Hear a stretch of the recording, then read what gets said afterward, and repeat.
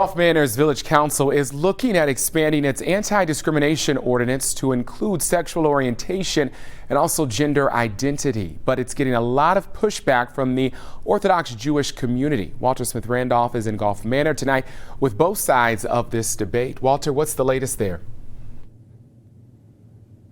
Yeah, Cami and Kyle, this meeting just wrapped up after about 3.5 hours. I'm told that this is one of the longer village council meetings in years. Now, village officials say they introduced this ordinance because they want to be a welcoming community to everyone, and they want to make sure that nobody is discriminated against. But as you mentioned, there is an Orthodox Jewish community here, a large one, and one of the rabbis says that this ordinance goes too far and it tramples on religious freedom. Now, dozens of people packed the village council meeting tonight to express their support or their concern about the proposal. Right now, sexual orientation and gender identity are not protected against discrimination in Ohio because there is no state law doing so.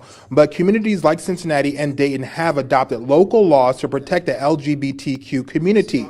That's what Golf Manor officials want to do. But Rabbi A.D. Motzen says he's against the ordinance because there is not a discrimination problem here in Golf Manor, and he's concerned with religious freedom. Meantime, a representative from Equality Ohio says this is simply the right thing to do.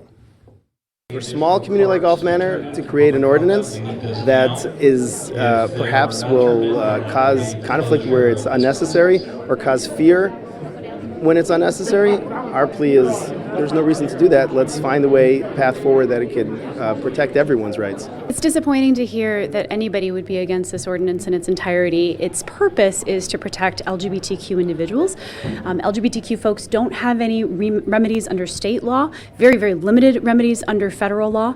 And this would put local protections in place, at least minimal ones, and serve as a statement of Golf Manor being welcoming to all.